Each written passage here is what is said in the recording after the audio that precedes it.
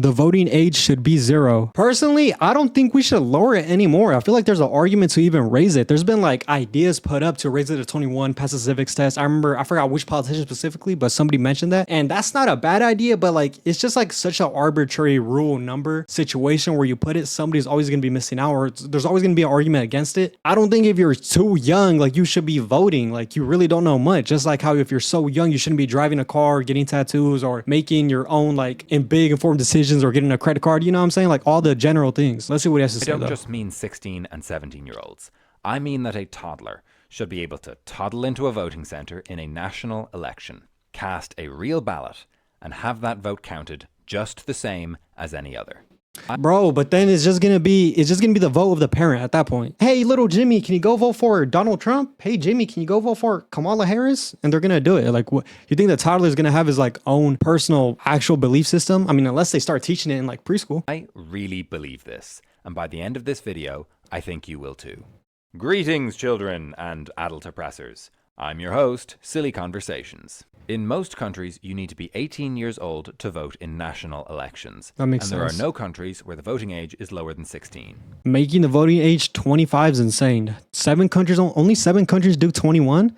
I feel like there should be more. I feel like 21 is like a good cutoff. In national elections. And there are no countries where the voting age is lower than 16. Since this is such a universally... Because at 21, that's like when you become a real adult. Like you get alcohol, you get I don't know what else, but you know what I mean? Like that. It's like 18 and 21, the two major adult parts. But I feel like we should start sticking at 21. accepted rule, we should start by discussing some of the obvious... Because at 18, sure, you're an adult, but like you're still a teenager. And at 21, you're more of an adult, even though you're still a little bit slow at sometimes. But 25, I think, is pushing it. reasons for why children should not be given the right to vote. Number 1, children aren't smart enough to understand political policy and decide which politicians to support.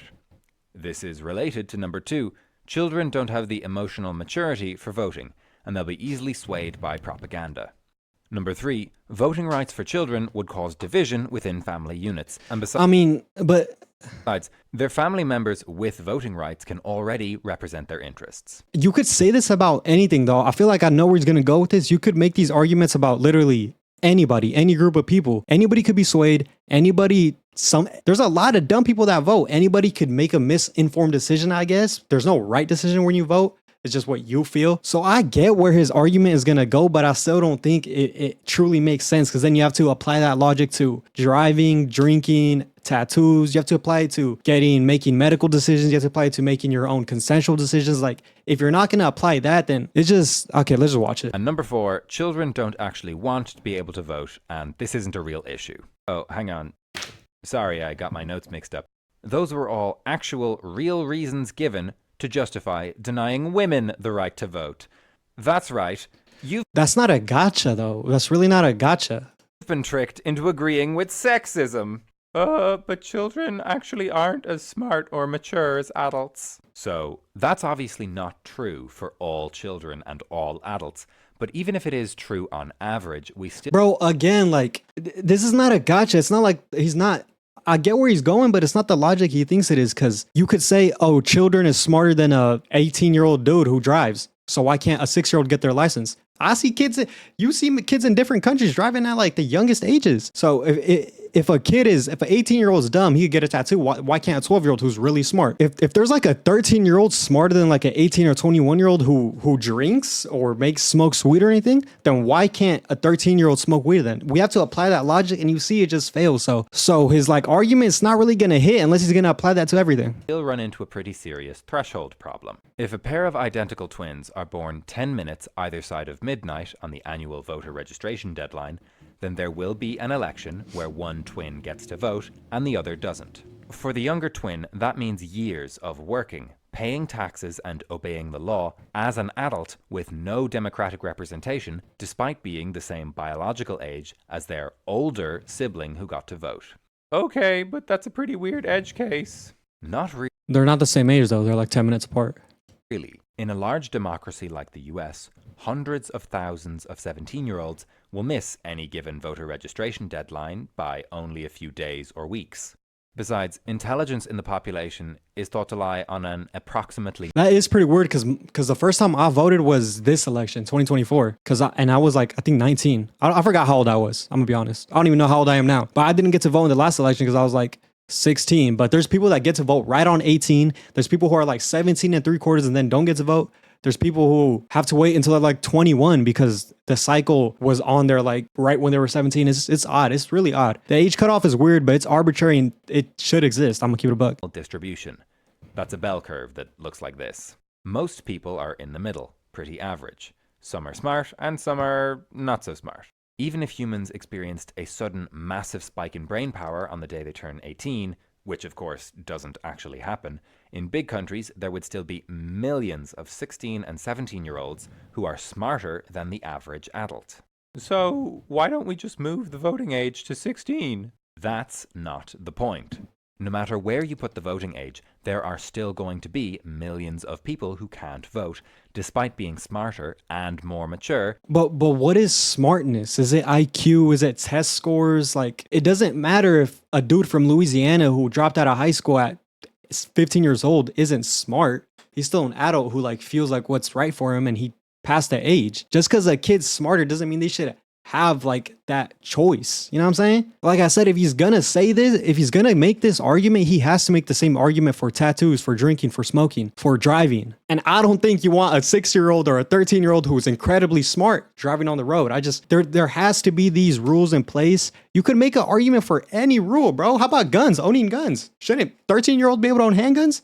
Like, if you're gonna make this argument, it's like these rights. Sure, there's cutoffs that seem like unnecessary, but they are necessary at some point. Millions of people who can. If your plan is to prevent dumb and immature people from voting, then an age cutoff incorrectly deprives millions of people of their right to vote, which is fundamentally wrong and undemocratic. Also, what do you even mean by maturity? The state, fact, or period of being mature. Oh gee, thanks Google. Cambridge Dictionary, what do you got? The quality of behaving mentally and emotionally like an adult. Okay, so the logic would be that children can't vote because they're not mature, and being children makes them not mature by definition. Cool. This argument that Group X don't have the right emotions to vote properly was super effective when applied against women, because it's so vaguely... It's not about the right emotions. They literally, the definition stated they're not mental level of an adult. Is that like a bad cutoff? Maybe, but it kind of makes sense. If your brain's not developed, then at some point, this is the same reason why we don't let kids get tattoos. Their brain's not developed enough. Even if they're really smart, we have to put that cutoff somewhere, right? So we're just gonna let the smart 13-year-olds make the grown men decisions and the dumb 13-year-olds don't? Or like, what are we doing here? Find that it's impossible to disprove. Of course, in practice, one of the main reasons that many men didn't support giving women the right to vote was that it just seemed silly. Like, women? I thought men fought for the right for women to vote, right? Or am I wrong? I'm pretty sure that's what it was. Like, there was obviously groups of women, but I'm pretty sure historically, like, since having the right to vote made you enlist in the army, or I forgot what exactly it was, you had to join the army or whatever. Women didn't want that because who would want to do that? Not even men would want to do that. So I think they had to change that. Men fought for that, and then like groups of women obviously wanted the right to vote. I don't know. It was a weird time, but obviously women should have the right to vote. We're all human at the end of the day. Voting? Women? There wasn't any real logic behind the opposition, so much as historical inertia. Similarly, the main reason that you were probably against giving children the right to vote until 5 minutes ago is just that you've never really thought about it before. And on an emotional, gut instinct, non-rational level, that makes it seem silly. Just like women's rights seemed silly for men in the early 1900s. The core assumption of having an age or gender requirement for voting rights is that... But you could use that argument against yourself because you think it's silly for children or people under 18 not to vote. So it's not adding up here. Assumption of having an age or gender requirement for voting rights is that some people aren't smart or mature enough to vote correctly. But voting isn't something you can do correctly. Voting is how you exercise your basic right to be represented in government. If I vote for Logan Paul and he immediately fills the municipal water supply with Prime Energy drink and loses the annual budget betting on a meme coin, he's still my representative. Okay, I repeated this already so many times, but you could use, everyone has basic human rights, right? Everybody has a right to get tattoos or drink or blah, blah, blah. So you're saying that there's no wrong choice to these human rights. We should just allow them to everybody. So kids should also have the right to get tattoos, even though it's a bad decision, because there's no bad decision when it comes to tattoos. It's all subjective at the end of the day. Just like you said, there's no bad decision when it comes to voting. It's not adding up here, bro. I don't really think he believes it. I think he's making for the video, but this is an entertaining video. I can't lie.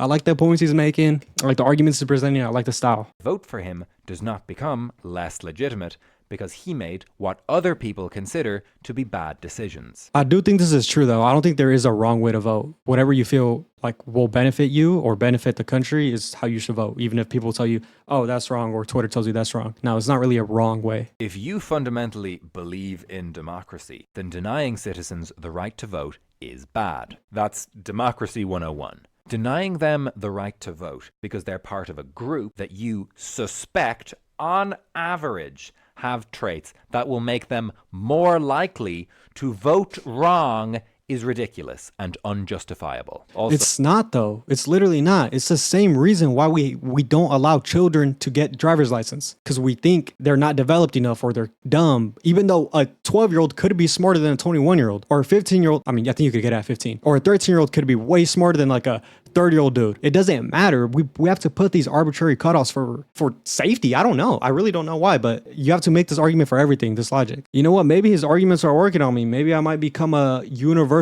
human rights to every age, no matter what.